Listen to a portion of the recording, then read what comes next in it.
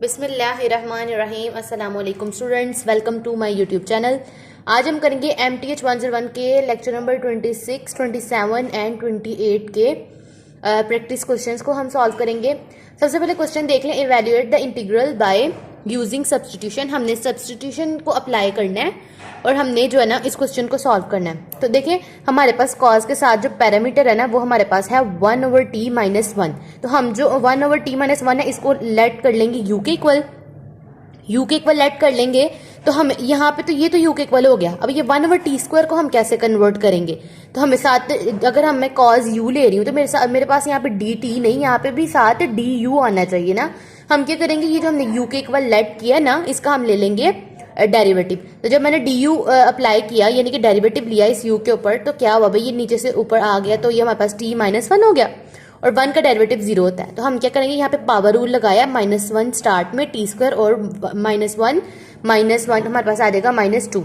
अब ये हमारे पास जो है ना हम इसको लिख सकते हैं कि -1 t की पावर -2 है तो हम 1/t² लिख लें और साथ जो है ना हमारे पास इसी का डेरिवेटिव dt। ठीक है, अब हम क्या करेंगे कि du हमारे पास इस पूरी वैल्यू के इक्वल आ गया ना, तो हमारे पास यहाँ पे तो माइनस नहीं है, यानी 1/t² और dt ये दोनों सेम है, लेकिन यहाँ पे माइनस नहीं होना चाहिए। तो हम माइनस मल्टीप्लाई जब कर देंगे तो यहाँ पे du के साथ माइनस आ जाएगा और यहाँ से खत्म हो जाएगा। अब 1/t² dt यानी कि 1/t² dt किसके इक्वल आ रहा है, -du के। तो मैं अगर cos u पुट करूंगी तो 1/t² dt की जगह -du पुट करूंगी। ठीक है, तो अब हम क्या करेंगे, यहाँ से माइनस बाहर आ जाएगा और cos u हम ले लेंगे। जब हम इसकी इंटीग्रल लेंगे तो हमारे पास आएगा sin u प्लस c। तो माइनस हमारे पास बाहर ही है। अब हम इस u की जगह हम पुट करेंगे जो हमने इसका पैरामीटर कन्वर्ट किया था 1/t-1, वो हम पुट कर देंगे तो हमारे पास इसका फाइनल आंसर आ जाएगा। नेक्स्ट क्वेश्चन है, इवैल्यूएट द इंडेफिनिट इंटीग्रल। ठीक है, हमारे पास जो है फंक्शन गिवन है, इंटीग्रल लेना, मैंने क्या करना है 1 + ln x जो है ना ऊपर वाला, इसको हम इक्वल रख लेंगे t के।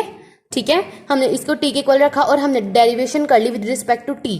जब डेरिवेटिव लिया तो 1 का तो 0 हो गया और ln x हमारे पास इक्वल होता है 1/x के। ठीक है, हमारे पास ये आगे साथ dx, इसका जो है ना साथ फंक्शन का डेरिवेटिव भी आ गया x का, dx का।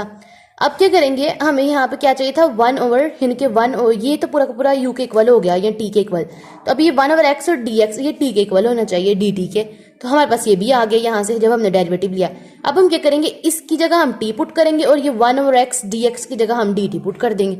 अब हम इंटीग्रल लेंगे dt का, तो वो हमारे पास आ जाएगा t 3+1 divided by 3+1 plus c। ठीक है, यानी कि हम इंटीग्रल में ऐड कर देते हैं ना, ऊपर जो पावर है वो उसमें +1 ऐड करके नीचे भी उसमें +1 ऐड कर देते हैं। तो हमारे पास आ जाएगा t की 4 डिवाइडेड बाई 4 प्लस c। तो हम इसमें यहाँ पे जहाँ पे t है ना लास्ट में हम उसकी जगह उसकी वैल्यू पुट करेंगे जिसके हमने इक्वल इसको लेट किया हुआ था। तो t हमने 1 + ln x का इक्वल किया था ना, हम यहाँ पे t की जगह 1 + ln x जो है ना पुट कर देंगे तो हमारे पास ये फाइनल आंसर आ जाएगा। ठीक है, नेक्स्ट आ जाए क्वेश्चन है, इवैल्यूएट द सम। इवैल्यूएट हमने करना है सम को।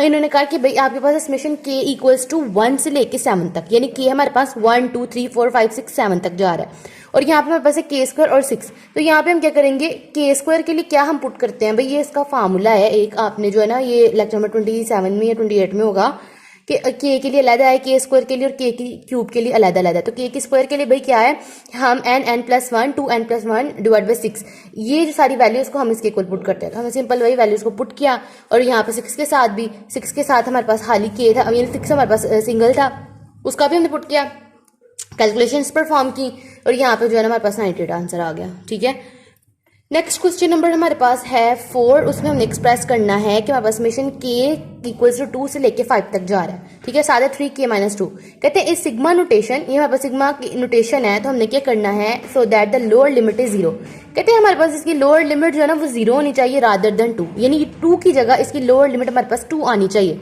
तो हाँ 0 आनी चाहिए, सॉरी। तो हम क्या करेंगे, हमने इस जो है ना k यहाँ पे जो हमारे पास है ना k-2, हमने इसको इक्वल कर लेना है j के, यानी कि j = k-2। अब यहाँ से k की वैल्यू हम फाइंड करेंगे तो ये -2 इस साइड पे आके +2 हो जाएगा, तो j + 2 = आ गया k के। अब हम क्या करेंगे यहाँ पे कि हमें इन्होंने कहा था कि k2 एक दफा 2 है और k 2 से लेके 5 तक है ना, तो हम k = अगर हम 2 करें तो इसमें जहाँ पे j + 2 है वहां पे j तो एज इट इज ना, और ये वाला जो +2 है दूसरी साइड पे जाके -2 हो जाता है। ठीक है। और एक हमारे पास है k इक्वल्स टू 2, यानी कि यहाँ पे k -2 है ना, तो यहाँ पे 2 - 2 इक्वल्स टू 0 आ जाएगा। और k इक्वल्स टू 5 पुट करेंगे हम, तो इसी वैल्यू में जहाँ पे 5 - 2, अब k की जगह हम क्या करेंगे 5, यानी कि j इक्वल्स टू k -2 है ना, ये देखें। तो हम क्या करेंगे, k की जगह एक दफ़ा 2 पुट किया, एक दफ़ा 5 पुट किया, हमारे पास एक दफ़ा 0 आ गया, एक दफ़ा 3 आ गया। अब हम क्या कहेंगे कि हमारे पास जो है ना वो लोअर लिमिट 0 से लेके 3 तक जा रही है, अपर लिमिट 5 तक, ठीक है। ये देखें 2 और 5 तक की जगह आ गया 0 और 3, 0 3 पुट कर दिया। और जहाँ पे 3 की पास में बस k -2 था ना, तो उस k की जगह भी हम j+2 पुट करेंगे। जब j+2 पुट किया तो +2 और -2 कैंसिल आउट हो गए, तो हमारे पास आ गया 3j। तो ये हमारे पास जो है ना फाइनल आंसर आ जाएगा जो हमें चाहिए था। नेक्स्ट आ जाए, फाइंड हमने करना area of the kth rectangle. हमने एरिया फाइंड करना रेक्टेंगल का, तो रेक्टेंगल का एरिया हम फाइंड कैसे करते हैं, बेस को मल्टीप्लाई हाइट से कर देते हैं। कहते हैं कि आपने फाइंड करना है kth rectangle below the curve. कहते हैं कर्व जो है y equals to x² on the interval, interval भी गिवन कर दिया हमें 0 और 2। हम कहते हैं by taking k x k asterisk as right angle point and left angle, यानी इसमें हमने राइट एंगल का भी फॉर्मूला अप्लाई करना है और लेफ्ट एंगल का भी, ठीक है। सबसे पहले हम क्या करेंगे, हमारे पास जो है ना बेस, उसको हम जब हमने रेक्टेंगल फाइंड करना है तो उसके लिए हमें चाहिए भाई विड्थ, जिसको हम विड्थ भी कहते हैं, बेस भी।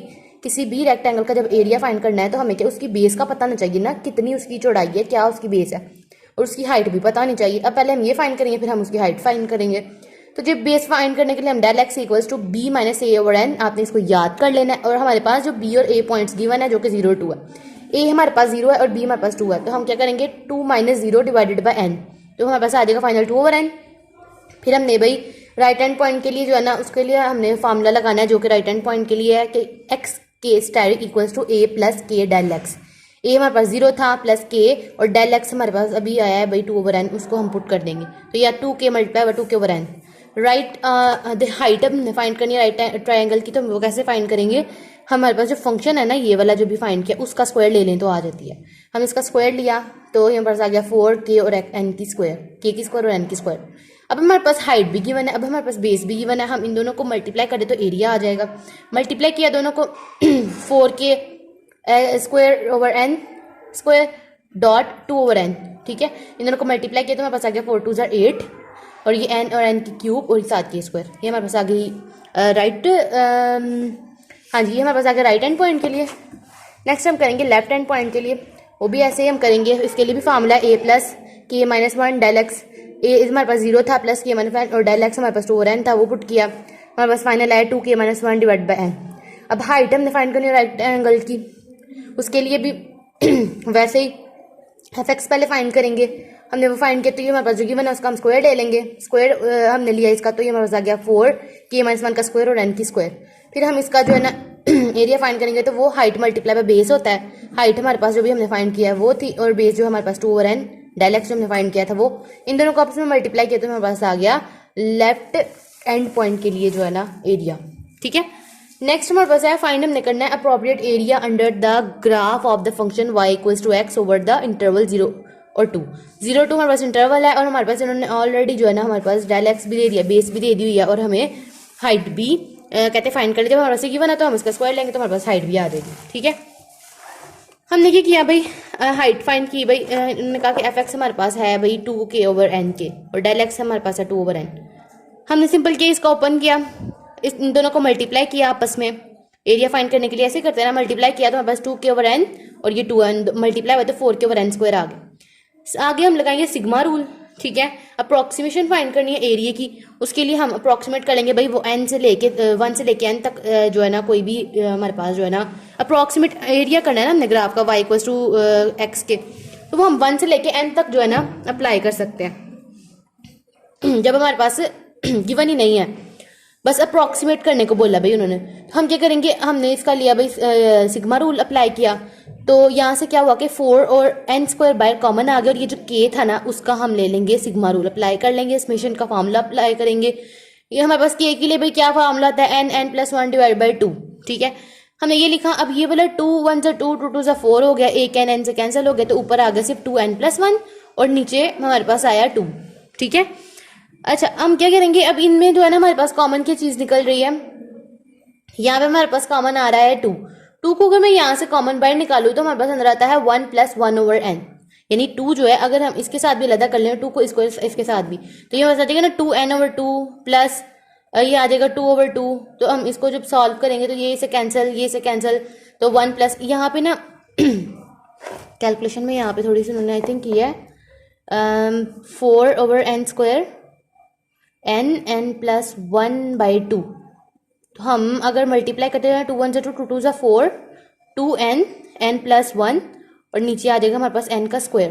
ठीक है, अब यहाँ से एक n से कैंसिल होता है तो हमारे पास आता है 2n + 1 / n। ठीक है, अब ये 2n जो है इस n के साथ भी मैं लैदा कर लूँ और इसको मैं 2/n के साथ भी लैदा कर लूँ, तो ये हमारे पास आ जाएगा 2 + 2/n। ठीक है, अब यहाँ से 1 को अगर हम 2 को कॉमन निकालते हैं ना बाहर, तो यहाँ पे हमारे पास आएगा 1 + 1/n। ठीक है, तो ये हमारे पास आ गया।